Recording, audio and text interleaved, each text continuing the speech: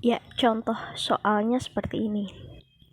Hitunglah berapa joule kalor yang diperlukan untuk merubah 100 gram es bersuhu minus 5 derajat Celcius menjadi uap bersuhu 110 derajat Celcius.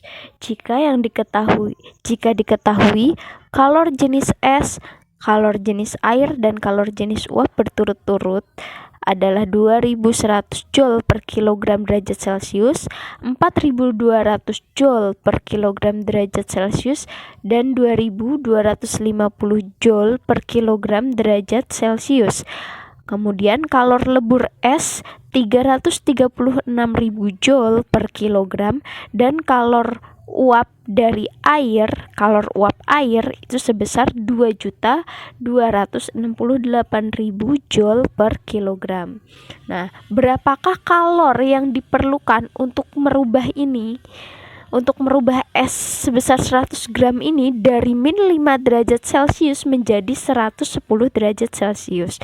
Nah, cara menjawabnya itu tidak sesederhana Q sama dengan MC delta T. Tidak seperti itu ya.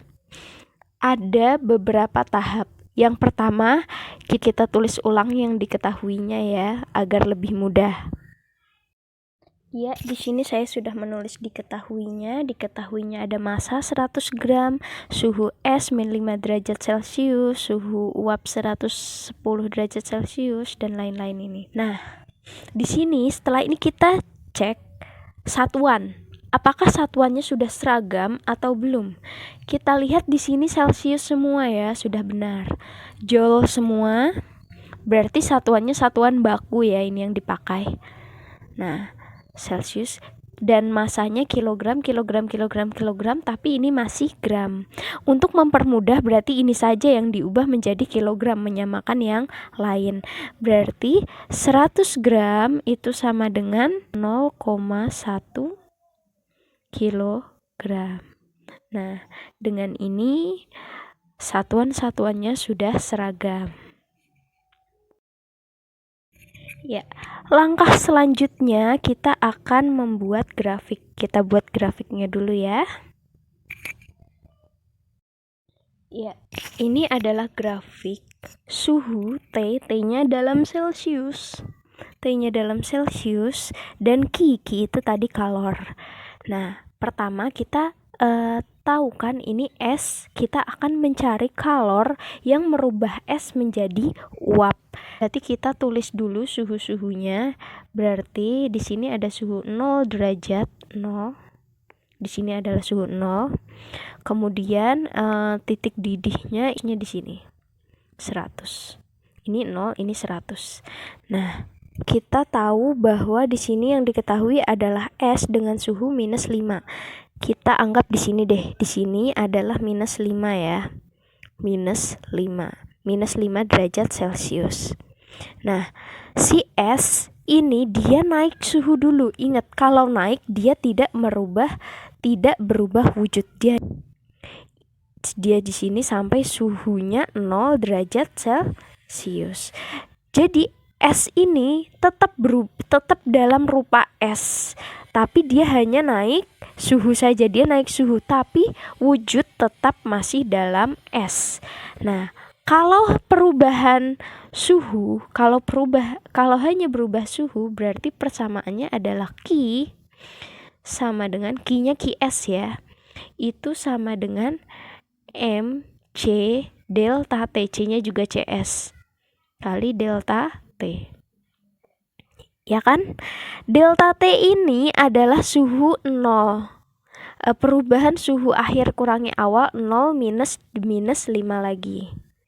Kemudian di suhu 0 ini dia melebur dulu.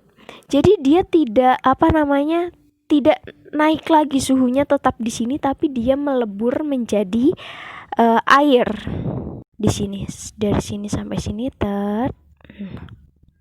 dari sini ke sini itu adalah perubahan wujud, tapi dia suhunya tetap, wujudnya doang yang berubah.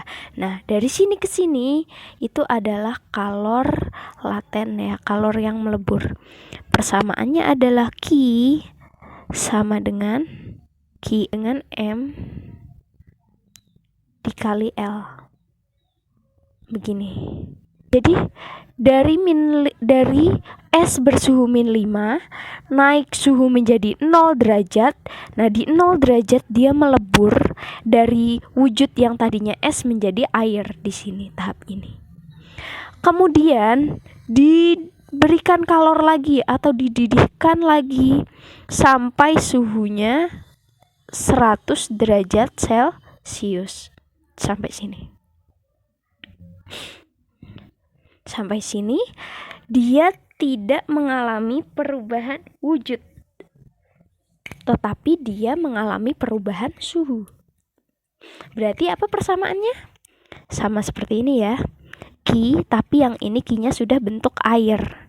Sama dengan M dikali C, air, dikali delta T. Nah, yang ini delta T-nya adalah T2 min T1-nya adalah 100 min 0.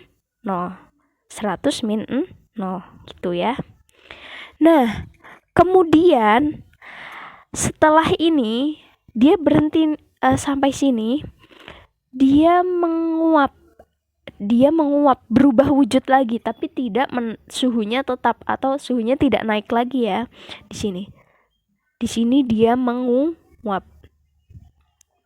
Maka Q yang dipakai adalah Q uap, itu sama dengan M dikali U. U itu tadi apa? Kalor uap. Nah, setelah dia berubah wujud menjadi uap, dia baru naik suhu lagi. Naik suhu sampai sini ya, misalnya 110 derajat.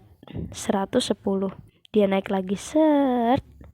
Nah, di sini sampai sini Q uapnya baru dia uap ini mengalami kenaikan suhu lagi, MC uap dikali delta T. Jadi ada 5 proses atau 5 proses. Yang pertama di sini dia naik suhu, kemudian dia melebur menjadi air. Dari es ini dia naik suhu, kemudian ini melebur jadi air, kemudian air ini naik suhu lagi dari 100 derajat Celcius, kemudian dari 100 derajat Celcius ini menguap. Nah, kemudian setelah berubah wujud menjadi uap, baru suhunya naik lagi sampai akhirnya 110 yang ditanyakan. Jadi ada berapa proses ini? 1, 2, 3, 4, 5. Ada 5 proses. Nah, setelah itu tinggal dimasukkan angkanya. Setelah dimasukkan angkanya, kemudian tinggal dijumlahkan hasilnya. Oke, selanjutnya saya masukkan Q1, Q2, Q3, Q4, Q5. Jadi saya angkakan ya. Q1 saya masukkan angkanya. Q2 juga saya masukkan angkanya semuanya, kemudian dijumlahkan, kemudian di total hasilnya ini. Ya, jadi ini adalah jawabannya 305.700 Joule. Ini adalah Q totalnya. Gitu ya. Sebenarnya ini sudah dipelajari di SMP, jadi saya mungkin mengulang lagi. Ya, jadi seperti itu penyelesaiannya. Jadi tidak semata-mata MC delta T, karena dia melalui beberapa tahap. Si S ini dia akan mencair dulu, terus mendidih lagi, baru dia menguap. Jadi tidak langsung bisa menggunakan persamaan MC delta T. Gitu ya. Oke, kalau ada yang kurang jelas nanti bisa ditanyakan kembali. Sekian. Wassalamualaikum warahmatullahi wabarakatuh.